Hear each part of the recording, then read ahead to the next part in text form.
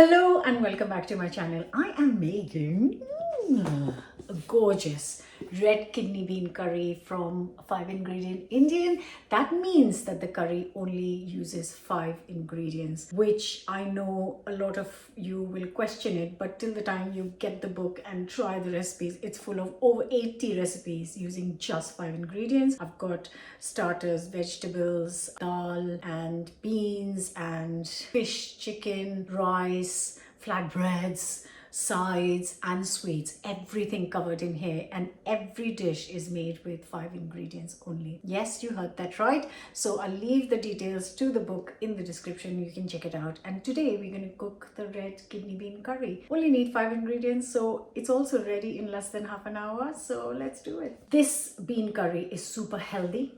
It's quick to make, it's vegan, it's gluten-free, it ticks so many boxes, and above all, for me, the most important one is it tastes amazing. So you are getting all the flavor with just less work and less ingredients. So I have got equal amounts of ginger and garlic, and I'm just going to finely chop it up, and then I can use this not for one recipe, but then I can use it for at least maybe 3 recipes. So that's what I'm gonna kind of prep beforehand, and it just makes life easier. If you've noticed in my videos, I've started doing that a lot, chopping it all together, putting it into small boxes, and it lasts in the fridge for good 5-6 days.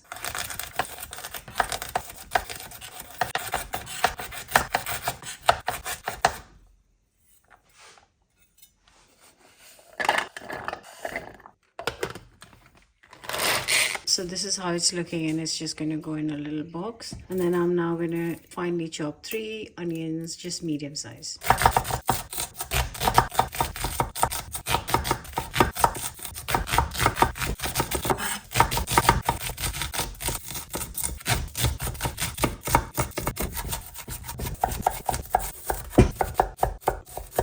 So I'm going to start with a bit of oil. So 2 to 3 tablespoons of oil goes in. Let it get nice and hot. Next, once it's hot, I'm going to add 2 teaspoons of cumin seeds.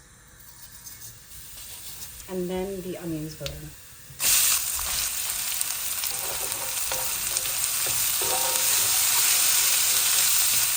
Now the thing is to not cook it on high heat.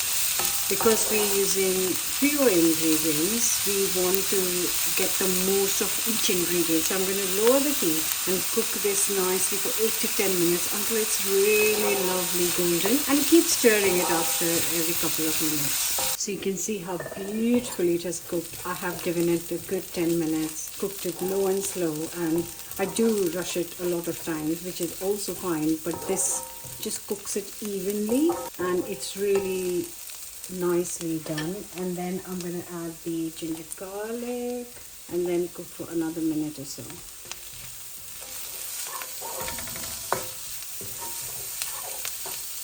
Now to this I'm going to add a teaspoon of salt, teaspoon of chili powder, and a tablespoon of my sabji masala. The recipes of all these spice blends are in the book as well. Good mix.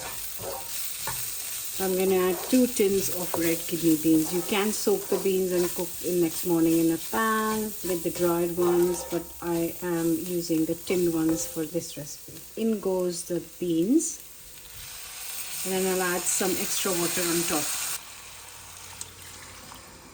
And now the key is to mix it and just cook it low and slow for a good 10 minutes. I'm going to cover this and just let it stew its thing. This is the moment of confession. I didn't have enough red kidney beans. You can see there's not 2 tins of 400 grams. I don't have it. I thought I had. So I'm going to add a tin of black beans in it as well. See, that's how you need to just adapt the recipes to kind of make it your own, make it to what you have. Then I'm going to let this cook nice and slowly. Right guys, it's been 15 minutes. Actually, it's been 25. I got a little distracted.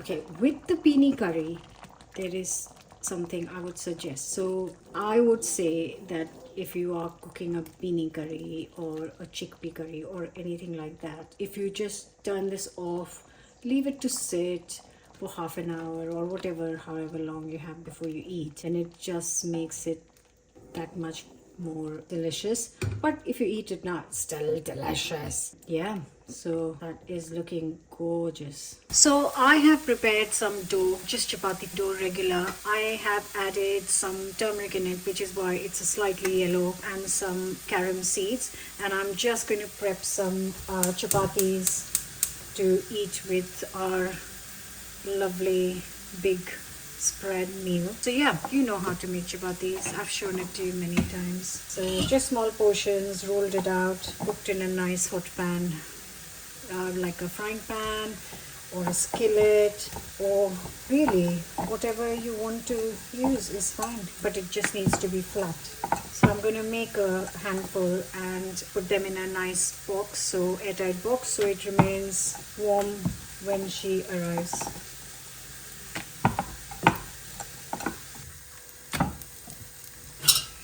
Yep, should have turned it over a second earlier. It's busy faffing away. Need to reduce the heat.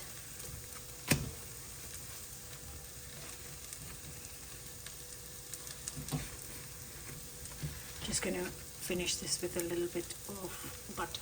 And like I said, I'm just gonna make a few and put them in the hot bath box. So that's the one done. So I'm just gonna finish it with some butter and it'll go in this box. Okay, I didn't burn this one, so that's good. Lovely fluffy chapatis. If you haven't tried making them at home yet, there are a few variations of this chapati in the cookbook as well, so definitely worth checking it out. And also the video is on the channel. Okay, so here are all the chapatis that I've made, and I'm just gonna wrap this up and just put it in here, and then they will stay warm. These are actually kind of like roti dabbas from India. I recently found something similar in the UK as well, but yeah, these are really handy to keep things warm.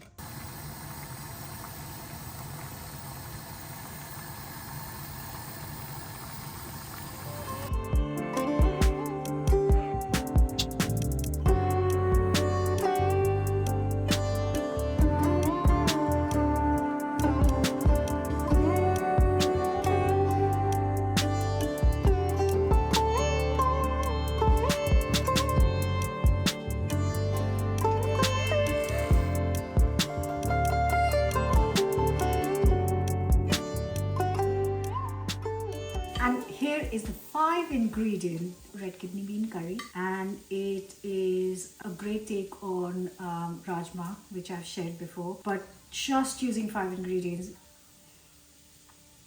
It's creamy, it's healthy, it was so quick to make, and really, you saw I used 5 ingredients. What's not to like? So hopefully you will try this. I will show you when I serve the whole meal made with 5 ingredients, and obviously all the details to the book in the description. Don't forget to click on the link and check it out, and it's a book you really need in your house for everyone who is there, because then anyone can cook it. Very quick, delicious meals. I hope you enjoyed the video.